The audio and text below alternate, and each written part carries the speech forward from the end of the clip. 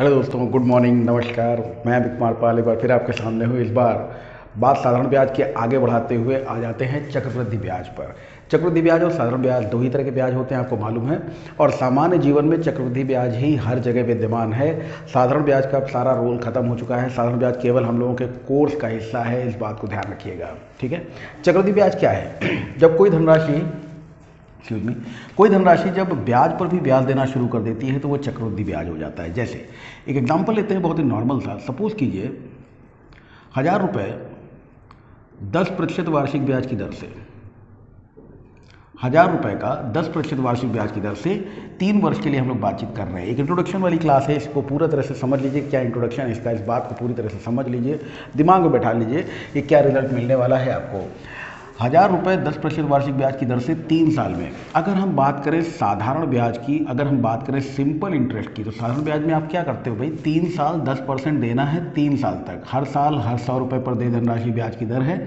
और आप 3 साल तक अगर 10% देते रहोगे तो 10%, 10%, 10%, पहले साल 10%, अगले साल 10%, अगले साल 10%, कुल मिला के 10, 20, 30। सीधे सीधे आपको एक कैलकुलेशन करना होता है कि हाँ भाई 30%, जो भी हम लोगों ने पिछले वीडियोज़ में देखा भी है कि 30% लेना है हमको। किसका लेना है? 1000 रुपये का एक नॉर्मल सा अमाउंट लिया है। थोड़ा टेढ़ा मेढ़ा होगा, बड़ा छोटा होगा तो भी हम लोग देख लेंगे। तो हमें आंसर क्या मिल जाएगा? 300 रुपये। सिंपल है, सभी लोग जान चुके हैं। साधारण ब्याज पे तो हम लोग ये बात कर ही चुके हैं। अब अगर बेटा बात होती है चक्रवृद्धि ब्याज की, तो चक्रवृद्धि ब्याज में क्या होता है समझिएगा। चक्रवृद्धि ब्याज में होता ये है कि यही जो 1000 रुपये है ना, ये पहले साल आपको देता है 10% ब्याज, rate of interest 10% first year. पहले इसको ध्यान से समझिए, उसके बाद में इसको करने के और तरीकों पे हम लोग आ जाएंगे। तो पहले साल 10% मिलेगा आपको। किसका मिलेगा? 1000 रुपये का। 1000 रुपये का 10% मतलब 100 रुपये। अब ये 100 रुपये जो होगा वो आपके 1000 रुपये में जुड़ जाएगा, और ये धनराशि अगले साल के लिए जो प्रिंसिपल बनाती है वो प्रिंसिपल बनेगा क्या?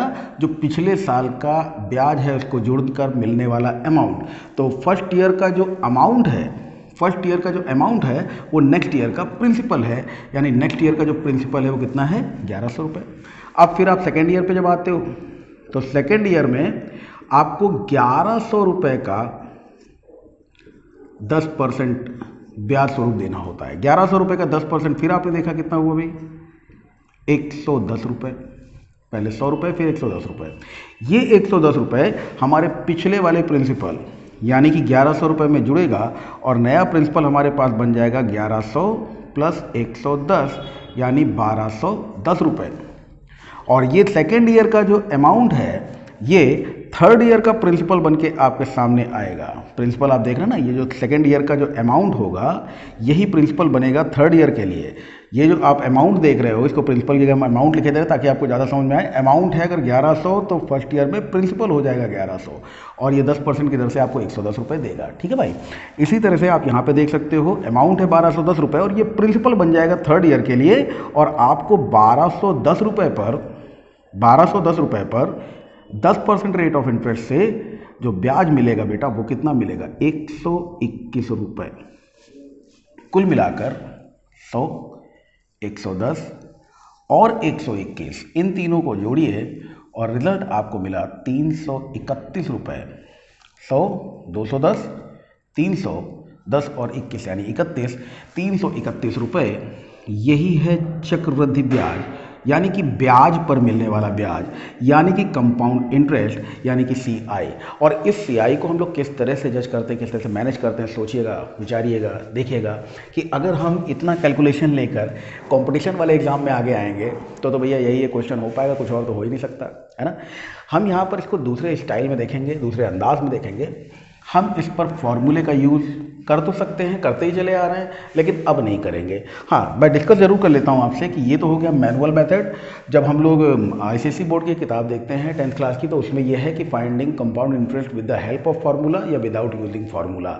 बिना सूत्र का प्रयोग किए भी कंपाउंड इंटरेस्ट निकालना उसमें सिखाया जाता है, और सूत्र का प्रयोग करके भी कंपाउंड इंटरेस्ट निकालना सिखाया जाता है। तो उस बात पर ये तो हो गया क्या?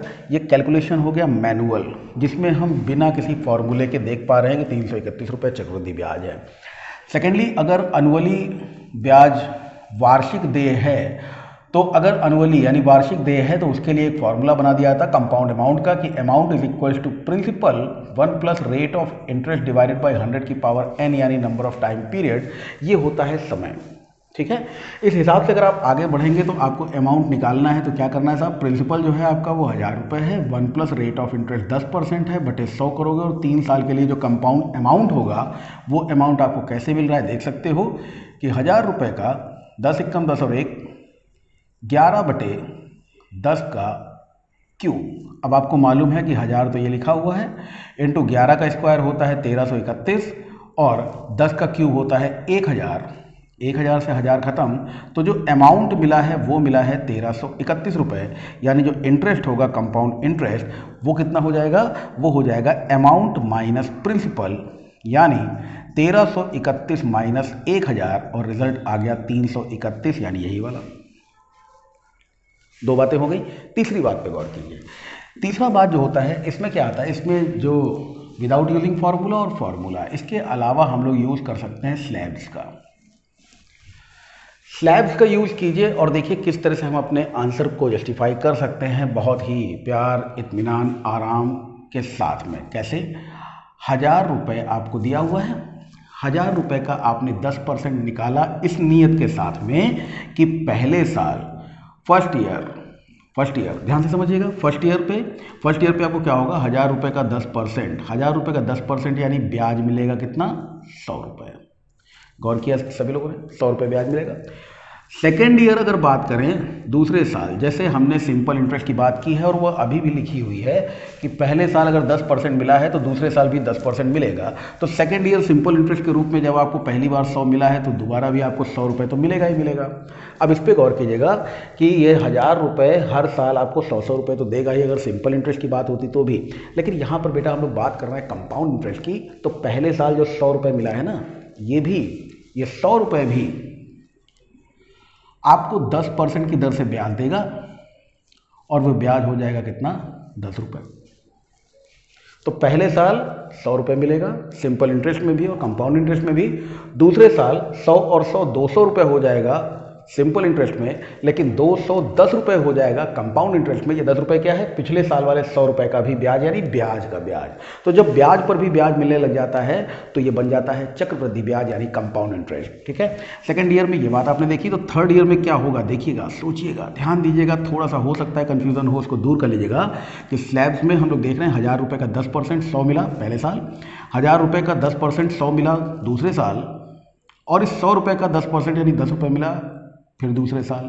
अब तीसरे साल में हमारे पास में पैसा कौन कौन सा है, 1000 रुपये है, ये 100 रुपये, ये 100 रुपये, ये 10 रुपये, ये सब हमारे अकाउंट में जमा हो चुका है और ये सब हमको ब्याज पर ब्याज देने वाले हैं। और ब्याज पर ब्याज देने वाले हैं, इसका मतलब है कि 100 रुपये तो भैया मिलेगा ही, उसके अलावा और कितना मिलेगा, 100 रुपये मिलेगा। इस वाले 100 रुपये का 10% यानी 10 रुपये मिलेगा, इस वाले 100 रुपये का 10% फिर 10 रुपये मिलेगा, और इस 10 वाले का 10%, 10 का 10% कितना हुआ, 1 रुपये, ये भी आपको ब्याज मिलेगा।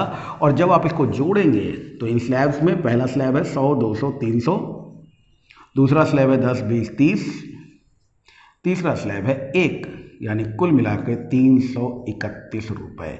अभी इसको आपको लग रहा होगा कि ये बहुत ज़्यादा टाइम टेकिंग प्रोसेस है, लेकिन ऐसा है नहीं। आप इस पे ध्यान दीजिएगा, किस किस तरह से आप ब्याज निकाल सकते हैं, वो सारी बातें मैं आपको यहाँ पे सिखाऊंगा, बताऊंगा। आप बस केवल गौर से देखते जाएंगे करना क्या है आपको। अगर आप अपने मन में, अपने जहन में एक डिज़ाइन बना लेते हैं कुछ इस तरह की,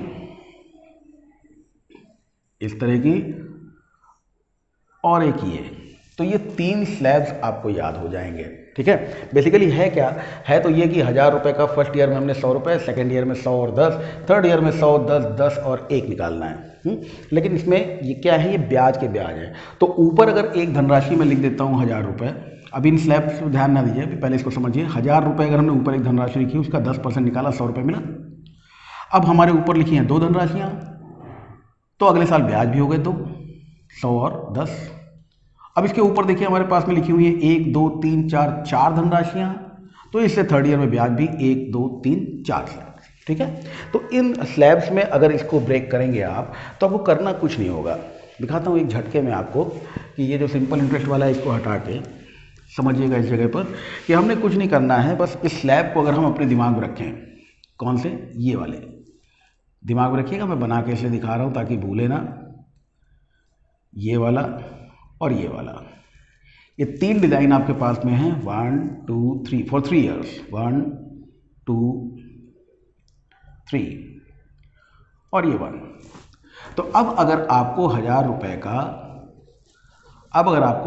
का 10% निकालने के लिए कहा जाए तो 1000 रुपये का 10% भैया निकाल लीजिए, ये आपको मिल जाएगा कितना, 100 रुपये, और इसको पहले में रख लीजिए 100 100 पे 100।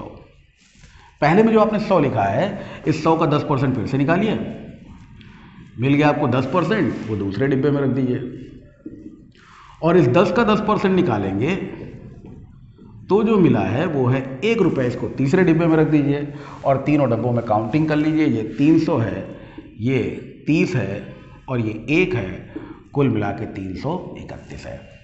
उम्मीद है सारी बात आपको समझ में आ गई होगी। मैं कुछ और क्वेश्चंस लेता हूँ, उससे पहले ज़रा इसको साफ सुफ कर लिया जाए। भाई यहाँ पर अगर हम इस क्वेश्चन को ऐसे कुछ लेके चलें कि अलग अलग समयावधि के लिए अलग अलग क्वेश्चन लेकर चलेंगे तो बहुत सारा समय जाएगा आपका, है ना, बहुत सारे वीडियोस हमको बनाने पड़ जाएंगे। मैं एक ही क्वेश्चन ले रहा हूँ और उसमें लगभग सारी तरह की बातचीत जो हो सकती है वो आपके सामने रखने की कोशिश कर रहा हूँ, ठीक है। ध्यान से देखिए और समझिए, बड़े प्यार से समझ में आ जाएगा। कम से कम चक्रवृद्धि ब्याज निकालने में तो आपको कहीं कोई दिक्कत आने वाली है नहीं। तो ये क्वेश्चन मैंने लिखा है, ये आप देख सकते हो, पढ़ सकते हो। 12,000 रुपये का 15% वार्षिक ब्याज की दर से निम्नलिखित समयावधि का चक्रवृद्धि ब्याज बताएं। निम्नलिखित मतलब बहुत सारे तरीके हो सकते हैं ना, इसके हिसाब से उन्होंने कहा 2 वर्ष, 1 वर्ष 6 माह, 1 वर्ष 3 माह, 3 वर्ष 2 वर्ष 6 माह, 2 वर्ष 3 माह, 4 वर्ष। अब इससे ऊपर नहीं पूछेगा, मतलब साधारण ब्याज में जैसे होता है ना 8 साल का, 10 साल का, उस तरह से चक्रवृद्धि ब्याज में नहीं होगा। आप बिल्कुल चिंता ना करें। ब्याज निकालने के लिए अगर बात होगी तो मैक्सिमम 4 साल तक, इससे ऊपर अभी तक नहीं हुई है, होगी तो फिर फार्मूला यूज़ करेंगे। और ऐसे क्वेश्चन में आगे बढ़ने पे टाइम बहुत ज़्यादा वेस्ट होगा, इस चीज़ का भी ध्यान रखना है ना। तो हम लोग उस क्वेश्चन को कैसे करें, तो अगर स्लैब मेथड की बात जहाँ तक की जाती है तो स्लैब मेथड को हम लोग 3 साल तक लेके आएंगे, लेकिन उससे पहले 2 साल का भी देख लीजिए। 12,000 रुपये का 15% वार्षिक ब्याज की दर से निम्नलिखित समयावधि का चक्रवृद्धि ब्याज आपको बताना है। और निम्नलिखित क्या है, सबसे पहला पार्ट अगर देखा जाए तो वो 2 साल दिया हुआ है। तो पहले पार्ट को हल करने के लिए आप देखिए क्या करेंगे, यहाँ नीचे कर रहा हूँ और उसके साथ पैरेलल में आप अपने आंसर्स देखते जाइएगा कि 12,000 रुपये का आप सबसे पहले क्या निकालोगे भाई, 15% निकालोगे। 1 साल में 12,000 रुपये का 15% कितना मिला, 12 15 हम 180, 15 × 12 180, और ये वाला जीरो लगा दिए, 1,800 रुपये। मतलब कहने का मतलब है कि पहले साल अगर देखा जाए तो फर्स्ट ईयर, लिखने की ज़रूरत नहीं है, आप समझदार हो, खुद ही समझ सकते हो, लेकिन मेरा काम लिखने का, मैं लिखूंगा। फर्स्ट ईयर में आपको मिलेगा कितना, 1,800। सेकेंड ईयर की बात करें तो सेकेंड ईयर में आपको फिर से 1,800 मिलेगा, और पुराने वाले 1,800 रुपये का 15% आपको ब्याज स्वरूप और मिलेगा, ठीक है ना। तो ये हो गया आपका, 2 जीरो से 2 जीरो खत्म कर दीजिए, 18 × 5 = 90, 9 हो गया, 18 कम 18 और 9 27, तो 270 रुपये और मिल गया। बात उम्मीद है सभी लोगों को समझ में आ गई होगी। यही पूरा अगर देखा जाए तो हमारा ब्याज बन जाता है 1800 कितना हो गया भाई, 3600 हो गया, 270 और है, डायरेक्टली जोड़ लेना, अगर डायरेक्टली जोड़ सकते हो तो भी कोई दिक्कत वाली बात नहीं। तो यहाँ पर हमको आंसर मिल गया है 0 7 8 3 3870 रुपये। और ये चीज़ किसी भी फॉर्मूले से ज़्यादा आसान हो सकती है, आप देख सकते हो, ठीक है। यहाँ पर अगर हमने 2 साल की बात की है, तो अगर भैया 1 वर्ष 6 माह की बात की जाए तो दूसरे वाले पार्ट में आप समझें कि जैसे ही 1 साल से कुछ ज़्यादा, 1 साल से कुछ ज़्यादा या 2 साल से कुछ ज़्यादा की बात हो, 1 साल से कुछ ज़्यादा की बात हो तो 2 साल का, और 2 साल कुछ महीने की बात हो तो 3 साल का आप चक्रवृद्धि ब्याज का स्लैब बना कर रख दीजिएगा। जैसे यहाँ पर अगर हम बात करें तो 2 वर्ष 6 माह, 1 वर्ष 6 माह की बात हुई तो हम स्लैब जो बनाएंगे वो 2 साल वाले बना लेंगे, 1800 और 270, ठीक है। इस चीज़ को आप समझ गए होंगे। अब यहाँ पर भैया देखिएगा आप लोग कि 1800 और 270 में ये जो 1800 आप देख रहे हो ना, ये पूरा साल अगर बीतता तो 1800 मिलता। 1 साल तो पूरा बीत गया, फर्स्ट ईयर 1800, पहला साल पूरा बीता 1800 मिलेगा। दूसरा साल क्या पूरा बीता है? जवाब यह है कि दूसरे साल में कितना दिन बीता है भाई, 6 महीना, और 6 माह का मतलब होता है 1 साल का आधा। और अगर साल भर का आधा ही बीता है तो ब्याज भी पूरा कहाँ मिलेगा, ब्याज भी मिलेगा आधा, ठीक है। ब्याज को भी हमने आधा कर दिया। ये हो गया हमारे पास में 2 9 18 और 2 1 कम 2 2 3 6, 2 पंजे 10। यानी कि हमको जो स्लॉट बन रहे हैं वो कुल मिला के दूसरे वाले पार्ट में देख लीजिएगा 1800 मिलेगा, 900 मिलेगा और 135 रुपये मिलेगा। तो 18 और 9 हो गया 2700, 2700 और 135, यानी दूसरे वाले का आंसर हमको मिल गया 2835 रुपये। ये सेकंड वाले पार्ट का आपको आंसर मिल गया है 1 साल 6 महीने के लिए। पहले वाले पार्ट यानी 2 साल के लिए आंसर है 3870 रुपये। दूसरे वाले पार्ट यानी 1 वर्ष 6 माह में ब्याज बनेगा 2835 रुपये। इसको मैं हटा देता हूँ, यहाँ तीसरा पार्ट देखिए जरा। थर्ड वाले पार्ट की अगर बात की जाएगी तो थर्ड वाले पार्ट का मतलब क्या हुआ कि हमें जो ब्याज मिल रहा है वो कितना होगा। हमने कहा 2 साल वाले स्लैब बना लीजिएगा क्योंकि 1 साल कुछ महीने की बात कर रहा है। तो 1 साल 1800, अगले साल फिर मिलेगा 1800 और फिर क्या होगा, फिर आपको मिलेगा 270। तो ये आपने स्लैब बना लिया। उसके बाद में आपको मालूम है कि 1 वर्ष 3 माह, एक काम करते हैं 3 माह, चलिए पहले 3 माह, इसमें 3 माह निकालते हैं, इसमें 4 माह निकाल लेंगे, दोनों बातें समझना जरूरी है। तो अगर हम कहें कि 1 वर्ष 3 माह, तो इसका मतलब भैया क्या हुआ, 3 महीने का मतलब हुआ 3/12 माह है, साल में बदलने के लिए हम 12 से भाग दे रहे हैं। तो 3 एकम 3, 3 चौक 12। आपको मालूम है कि आधे का आधा साल होता है, आधा साल यानी 6 महीना, आधे का आधा साल यानी 3 महीना। तो 3 महीना कितना है, आधे का आधा, आधे का आधा यानी 1/4। अगर साल बीता है 1/4 तो ब्याज भी पूरा नहीं मिलेगा, ब्याज भी मिलेगा 1/4। उम्मीद है बात समझ में आई। अब इसको देख लीजिए, ये कितना हो गया हमारे पास, 4 चौक 16, 4 पंजे 20, 450 रुपये ये हो गया। और उसके अलावा 4 छंग 24, 3, 4 सते 28, 67 रुपये 50 पैसे ये हो गया। ठीक है, तो ये 67.5 रुपये हमको मिल गया, ये 450 रुपये मिल गया। यानी ओवरऑल जो ब्याज मिल रहा है वो 1800 प्लस 450 प्लस 67 रुपये 50 पैसे। आंसर हमारा हो गया 0.5, देखते जाइए, 700 यानी 7, 6 5 11, 1 और 8 और 1 9 4 13, 23 रुपये 75 पैसे। मैं इसको बहुत ही सिंपल फॉर्म में आपको समझा रहा हूँ, इसको ध्यान से देखिएगा और प्रैक्टिस जरूर कीजिएगा। प्रैक्टिस बिना किए भैया मैथ नहीं आएगी। तो ये हो गया हमारे पास में 2317 रुपये 50 पैसे। ठीक है, तो ये 50 पैसे इसलिए 0.5 नहीं लिखते ना हम लोग, 50 पैसे लिखते हैं, 50 इसलिए। तो 2317 रुपये 50 पैसे ये कब का आंसर है, ये जब हम 1 वर्ष 3 माह की बात कर रहे हैं तब की बात है। ठीक है, आइए 3 वर्ष की बात कर लेते हैं। 3 वर्ष में अभी मैंने आपको जब इंट्रोडक्शन दिया तभी हमने एक स्लैब बनाकर आपको दे दिया था। उसी स्लैब के बिहाफ पर आप देख सकते हो, इसको अच्छा इधर लिख देता हूँ, है ना, ये जो 2835 है इसको इधर लिख दिया है ऐसे। ये जोड़ने पे कितना मिलेगा, 2835 रुपये। तो ये हो गया आपका थर्ड पार्ट। आते फोर्थ पार्ट पे। फोर्थ पार्ट पढ़िए, क्या लिखा अभी, 3 साल। ठीक है, 3 वर्ष के लिए अगर बात की जाए तो 3 साल के लिए आपको वही स्लैब याद होंगे। हमने क्या करना था, सबसे पहले हमने एक काम करना था कि 12,000 रुपये का हमने 15% निकालना था। 15% निकाला तो 12-15 में 180, ये हो गया 1800। आपको मिल गया कितना, पहले स्लैब में 1800, 1800, 1800। ठीक, फिर आपको क्या करना है, फिर आपको 1800 का 15% फिर से निकालना है। 1800 का 15% आपने निकाला तो आपको मिल गया 270 यानी 270। तो ये 270 को आप कैसे मेंटेन करोगे, वही याद कीजिए, पिछली बार जो डिज़ाइन आपको बताया था, 270 270 270। और फिर आप करोगे 270 का भी 15%। देखिए अगर इसको आप फॉर्मूले के हिसाब से करेंगे ना बड़ा कॉम्प्लिकेटेड पड़ जाएगा, लेकिन हम लोग जैसे कर रहे हैं वैसे कोई खास दिक्कत आ नहीं रही है। अब इसको देखिए आप कितना हो गया, 15 से 105, 10, 15 दूनी 30 और 10 40 यानी 40.5। तो यहाँ पे आप देख सकते हो, इसको हमने मल्टीप्लाई कर लिया और हमको आंसर कितना मिल गया, 405 मिला था, लेकिन बटे में 10 है इसलिए हमने पॉइंट पहले लगा लिया। इस चीज़ को सब लोग समझ चुके होंगे। तो ये हमारा आंसर हो गया 40.5। और ये किसका है, 270 पे ब्याज का ब्याज, या फिर तीसरा स्लॉट जो हमने आपको दिखाया था स्लैब मेथड में, वो थर्ड स्लैब है। तो इस तरह से आप देख पा रहे हो, ये जो पूरी वैल्यूज़ हैं, ये पूरी वैल्यूज़ भैया किस तरह से आप जस्टिफाई कर पा रहे हो, इस तरह से कि 3 साल के लिए हमें इस तरह से लेना है। ये 3 साल के लिए हो गया। अब इसको 3 साल के लिए पूरा पूरा आप जोड़ सकते हो, एक साथ जोड़ लो या अलग अलग स्लैब्स वाइज जोड़ लो। हमने कहा पहले स्लैब में 18 तियाँ 3600, ये 3600 ही भैया क्या होगा, ये 3600 ही जो आप देख रहे हो ना, यही सिंपल इंटरेस्ट होगा।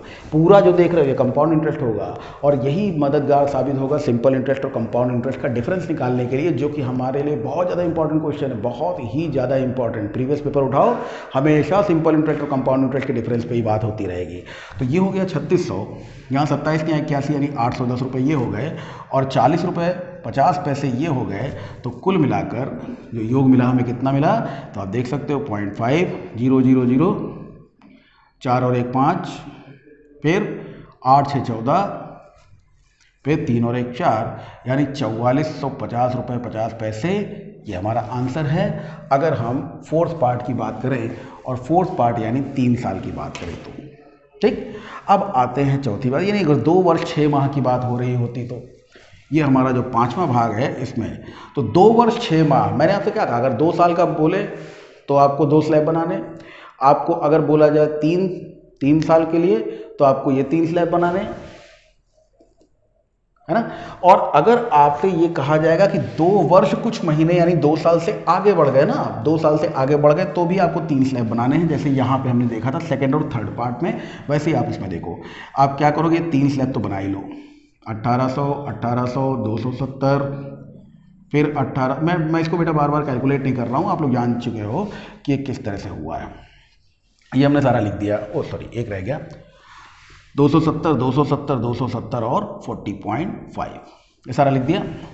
अब अगर हमसे कहा जाए कि साहब 2 वर्ष 6 माह, तो 2 साल तो पूरे पूरे बीते, ये रहा पहला साल, ब्याज है 1800, दूसरा साल ब्याज है 1800 और 270, तीसरा साल पूरा बीता ही नहीं। तो जब तीसरा साल भैया पूरा बीता नहीं है, आधा बीता है, तो ब्याज भी पूरा नहीं मिलेगा, कितना मिलेगा, आधा मिलेगा।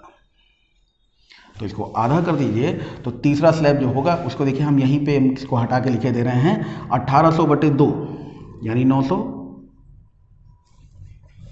270/2 यानी 135, 270/2 यानी 135, और 40.5 का मतलब हुआ 40.5 का आधा 20.25, है ना, 20.25। इस पूरी वैल्यू को देख के ही क्या कह सकते हो आप कि 18 और 18 36, 36 और 9 हो गया 45। इसके अलावा 270 और 270 हो गया 540। तो यहाँ पर तो हमको मिल गया 4500, यहाँ पे मिल गया हमको 540, और ये हमारे पास में कितना है 20.25 है। इसको जोड़ दीजिए, 4500 और 540 हो गया 4640, 4640 और 20.25, यानी आंसर हो गया आपका 4660.25 रुपये। ये आ गया। अगर हम बात कर रहे हैं किसकी, पाँचवें पार्ट यानी 2 वर्ष 6 माह की, अगर 2 वर्ष 6 माह की बात की जाएगी तो ये आपका आंसर बन जाएगा। ठीक है भाई, चलिए अब और देखते जरा अगला स्लैब क्या दिया हुआ है। 2 वर्ष 3, देखिए 3 माह पे हम लोग बातचीत कर चुके हैं ना, बटे 4 कर देना और कुछ नहीं, तो इसको कुछ और कर लेते हैं। 2 वर्ष 4 माह, अगर ये 2 वर्ष 4 माह होता तो क्या होता, ये हम आपको यहाँ पे शो किए दे रहे हैं। देखिए ये हमारा कौन सा पार्ट है, 2 वर्ष 4 माह हम ले रहे हैं, तो ये हमारा छठा पार्ट है भाई। छठे पार्ट पे बात अगर की जाए,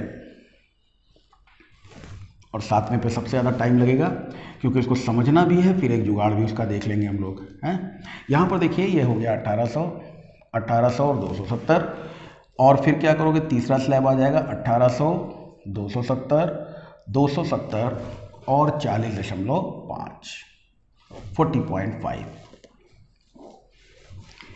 इतने सारे स्लैब्स में अगर हम लोग देख पा रहे हैं और समझ पा रहे हैं, तो हमें तीसरे वाले पार्ट के साथ क्या करना है, गौर करिएगा। हमें तीसरे वाले जो स्लैब है इसमें क्या करना है, क्योंकि पहला साल और दूसरा साल तो पूरा पूरा बीता, 2 वर्ष 4 माह, 2 साल तो पूरा पूरा बीत गया ना। पहला साल 1800, दूसरा साल 1800 और 270, लेकिन तीसरा साल अभी पूरा बीता नहीं। तीसरा साल जब पूरा बीता नहीं है, कितना बीता है, 4 महीने बीते हैं, और 4 महीने 1 साल का कितना हिस्सा होते हैं, 4 महीने 1 साल का 1/3, 1/3 होते हैं, 1/3 होते हैं, तो ब्याज भी पूरा ना मिलके 1/3 मिलेगा। उम्मीद है सभी लोग यार समझ गए होंगे। तो ये हो गया 600, ये हो गया 90, ये मिल गया 90, और ये हमको कितना मिल रहा है, ध्यान दे लीजिए, 3 एकम 3, 3 त्रिक 9, 13 पॉइंट, ये 39 हो गया ना। अब यहाँ पे कितना हो गया, 15 और 3 बचे 15 यानी 13.5। तो ये पूरी वैल्यू जो हमको मिल रही है इसको हम साफ साफ लिख दें। ये रिड्यूस करने के बाद मिलेगा 600, ये रिड्यूस करने के बाद मिला है 90, ये रिड्यूस करने के बाद में मिला है 90 90, और ये रिड्यूस करने के बाद हमको मिल गया है 13.5, 13.5। ठीक है, समझाने के लिए आप लोग तो रिड्यूस करके भाई जोड़ ही लोगे। अब इस पे हम लोग देखें तो ये हो गया 18 दूनी 36, 36 और 6 4200 रुपये, 4200 रुपये बेटा इधर से आ गया। इस दूसरे वाले स्लैब में 90 90 118 हो गया, तो 27 और 90 36 और 90 45 यानी 450 सेकंड वाले स्लैब में, और 13.5 तो था ही। तो अब इसको पूरे को जोड़ लीजिए तो ये हो गया 4200 और 4 4600, 4650 और 13 यानी 4663 रुपये 50 पैसे आंसर। 4663.50 ये हमारा आंसर बन जाएगा इस वाले पार्ट का, जो कि है हमारा छठा पार्ट। सातवां पार्ट क्या कह रहा है, देखिए ये बात कर रहा है भैया 4 साल की। ठीक है, अगर 4 साल पर हमें बात करनी होगी तो क्या करना पड़ेगा, इस चीज़ को समझिए। पहले इसको थोड़ा सा साफ कर लेते तो उसके बाद में इस 4 साल वाली बात पे आते हैं। तो 4 साल की जहाँ तक बात आती है, 4 साल की बातचीत को थोड़ा सा समझिएगा।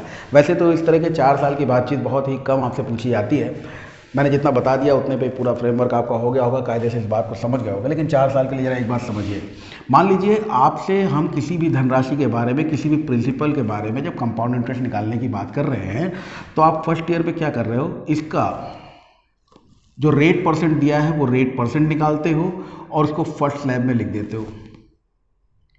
फिर दोबारा में क्या होता है, सेकेंड ईयर में क्या होता है, सेकेंड ईयर में वही x आप लिखते हो, लेकिन x का r% फिर से निकाल कर यहाँ पर लिख देते हो। सही है ना। फिर तीसरे साल क्या होता है, थर्ड ईयर में आप जब लिखते हो तो ये सेम रहता है, ये भी वही रहता है, और इसके बाद जो तीसरा स्लैब होता है वो इस वाले y का भी r% निकाल के, क्योंकि ये भी 1 साल बाद ब्याज देने वाला है, मान लीजिए z मान लेते हैं, z लिख देते हैं। समझिएगा, केवल समझाने के लिए है ये। और इसको अगर आपने एक बार समझ लिया तो आपको पूरा फॉर्मेट और एक फॉर्मूला भी मिल जाएगा। ध्यान से देखिए जरा, p को r% के रूप में x, फिर x 3 साल के लिए, x का r% निकालेंगे y का r% निकालेंगे, कुछ मिलेगा वो होगा z। अगर ऐसा हम मान लें तो फर्ज कीजिए ऊपर p है, यानी एक धनराशि जो हमने बैंक में डाली है, तो उसके बाद में नीचे हमको ब्याज भी एक ही मिला पहले साल। दूसरे साल के ऊपर देखिए ये p और ये x दो धनराशियां हैं, तो ब्याज भी हमको 2 मिले। तीसरे साल पे आइए, तीसरे साल पे अगर देखें तो तीसरे साल के ऊपर 1 2 3 4 धनराशियां हैं, तो ब्याज भी हमको 1 2 3 4 मिले। अब अगर भी हम लोग चौथे साल की बात करेंगे, बिना डरे सुनिएगा, ठीक है, घबरा मत जाइएगा कि अरे बाप रे बाप ये क्या हो गया। चौथे साल की अगर बात करें तो 1 2 3 4 5 6 7 और ये 8 धनराशियां हैं, तो ब्याज भी हमको कितने मिलेंगे, ब्याज भी हमको मिलेंगे 1 2 3 4 5 6 7 8। इसलिए पूरा व्हाइट बोर्ड साफ करके आपको समझाना शुरू किया। अब इसको समझ लीजिए एक बार, अभी हम इसमें शॉर्ट कर देते हैं, इसको छोटा कर देते हैं। p का r% जब आपने निकाला था तो आपको x मिला था, तो वो p का r% चौथे साल में तो मिलेगा ही मिलेगा। ठीक है, p का r% यानी चौथे साल में क्या मिलेगा, x। अब क्या हुआ, x का r% निकाला आपने, आपको y मिला था, तो इस वाले x का r% y, इस वाले x का r% y, इस वाले x का r% y। ठीक, y का r% आपने निकाल के z निकाला था, तो अब जब आप y का r% निकालोगे, y का r%, इस वाले y का r% तो z मिलेगा, इसका z मिलेगा, इसका फिर z मिलेगा। ठीक है, और z का जब r% निकालोगे तो भी एक धनराशि मिलेगी, जिसको हम मान लेते हैं कि वो क्या है, वो a है। और इस लिहाज से, इस हिसाब से अगर आप देखोगे तो यहाँ गिनती कर लो, 1 2 3 4 बार तो x है, 1 2 3 4 5 6 बार y है, और 1 2 3 4 बार z है, साथ ही साथ कोई और धनराशि a भी है। अब ये हैं क्या क्या, इन बातों को अगर समझा जाए कि ये हैं क्या क्या, यहाँ पर हमने कहा कोई प्रिंसिपल लिया, प्रिंसिपल मान लीजिए हमने कोई ले लिया साहब 12,000 रुपये का, जैसा पिछली बार दिया था वैसा ही, ठीक है, 12,000 रुपये ले लिया। अब 12,000 रुपये का हमने रेट परसेंट इस बार लिया हुआ है, मान लीजिए कैलकुलेशन को आसान बनाने के लिए 10% ले लेते हैं और हमें 4% निकालना है। तो सबसे पहले आपने x की वैल्यू जो निकाली होगी वो 12,000 का 10% करके क्या लिखा होगा आपने, 1,200 रुपये, ठीक है। तो बस यही जो 1,200 रुपये है इसी का 4 गुना कर दीजिए। यहाँ पर जो आप देख रहे हो इसका मतलब क्या हुआ, 4 times of 1,200 plus 6y, 6y। y आपको कब मिला था, जब आपने इस 1,200 का 10% निकाला होगा, यानी यहाँ पे तो आपको 1,200 मिला ही होगा, फिर 1,200 का 10% निकाल के आपने किया होगा 120, यानी उसका उतना ही परसेंट। अब इसको मैं और आपको परसेंटेज में समझाऊंगा, लेकिन उससे पहले आप 6 बार क्या कर दीजिएगा, 6 बार y करिएगा, यानी 6 बार 120, यानी प्रिंसिपल के r% का r%। ये क्या है, प्रिंसिपल का r%, और ये y क्या है, प्रिंसिपल के r% का r%, और प्रिंसिपल के r% के r% का r% z है। यानी यहाँ पर तो आपने 1,200 लिखा ना x की वजह से, y है मतलब 120 है, y है मतलब 120 है, और ये z जो है वो 120 का भी 10% है, यानी 12। तो 4 बार आपको ये z लेना है, मतलब 4 बार आपको 12 लेना है। और देखते जाइएगा ये क्यों हुआ, 4 बार हमको क्यों लेना है, क्योंकि यहां पर 1,200 देखिए चौथी बार आपके सामने हम लिख रहे हैं, 1 2 3 4, 4 बार 1,200, 120 120 120, गिनती कर लीजिए इसकी, तो 120 120 120 गिन लीजिए, 1 2 3 4 5 6, 6 बार 120। 12 z की पोजीशन पे था, मैंने आपको बताया, ये 12,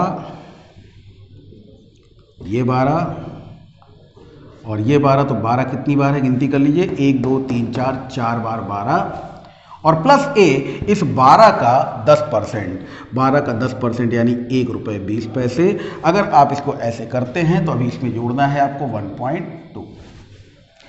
अब अगर ये चीज़ आप डायरेक्टली समझ लेंगे ना कि हमें करना क्या है, बेसिकली प्रिंसिपल का r% करना है, तो वो x की वैल्यू मिल जाएगी जिसका 4 गुना कर देना है, प्रिंसिपल के r% का भी, यानी जो मिला है उसका भी r% कर देंगे, तो एक वैल्यू जो मिलेगी उसका 6 गुना कर देना है, और फाइनली प्रिंसिपल के r% के r% का r% करेंगे, तो जो वैल्यू मिलेगी उस वैल्यू का 4 गुना कर देना है, और फाइनली इसमें सब में जोड़ देना है प्रिंसिपल के r% के r% के r% का r%। अब इसको अगर इस तरह से देखोगे तो यार कितना कॉम्प्लिकेटेड लग रहा है, बड़ा मुश्किल लग रहा है, लेकिन जब ये वैल्यू फाइंड कर करके रखोगे तो उतना मुश्किल नहीं लगेगा। जैसे प्रिंसिपल का r% निकाल लो, 12,000 का 10%, 1,200 रुपये, 4 गुना कर दिया, ठीक है। फिर 1,200 रुपये का 10% निकाल लो, ये 1,200 रुपये है ना, इसकी वैल्यू प्रिंसिपल के r%, इसकी वैल्यू है 1,200। फिर क्या करोगे, 1,200 का रेट परसेंट, ये 1,200 यहाँ रखो, रेट परसेंट यानी 10% निकाल लो, वैल्यू आ गई यहाँ पर रख दो, और उसको 6 से गुना कर दो। फिर ये हो गई कितनी, 120, 120 का r% यानी 10% निकाल लो, 120 का 10% यानी 12, और 12 को गुणा कर दो 4 से, ये देखो 4 गुना यहाँ पे लिखा हुआ है, और फिर जो मिलेगा वो होगा 12, और 12 का उतना ही रेट परसेंट निकाल के बगल में लिख दो 1.2। तो ये चीज़ उतनी कॉम्प्लिकेटेड आपको नहीं रह जाएगी। इस बात को एक बार कोशिश जरूर करके देखिएगा 4 साल के लिए। तो चलिए हम अगर इसका फाइनल आंसर निकालें तो हमारे पास जो आंसर आ रहा है वो क्या है। अभी आज हम ये पूरी जो वार्षिक देय है उसकी बात कर रहे हैं। ये छमाही देय भी हो सकता है, तिमाही देय भी हो सकता है। इस छमाही और तिमाही को हम लोग अगले वीडियो में देख लेंगे। आज के लिए देख लें 12 चौक 4800, 12 छंग 72 यानी 720, 12 चौक 48 और 1.2, यानी बेटा आंसर जो आप लोगों को मिलेगा ना वो होगा 0.2। 8 और 1 9, फिर 4 2 6, फिर 7 8 15 और 4 और 1 5, 5569 रुपये 20 पैसे। ये आंसर होगा अगर हम 12,000 रुपये का 10% वार्षिक ब्याज की दर से 4 साल का चक्रवृद्धि ब्याज निकालें तो। ठीक है, उम्मीद है आज का वीडियो आप सब लोगों को समझ में आया होगा। अगर समझ आया तो इसको लाइक और शेयर जरूर कीजिए, और आपका एक एक लाइक, एक एक शेयर और एक कमेंट तो बनता है, उस कमेंट को कीजिए। अगर इसमें कोई चीज़ नहीं समझ में आ रही इसको फिर से समझाने की किसी और वीडियो में कोशिश करेंगे। आज के लिए इतना ही। थैंक यू, नमस्कार।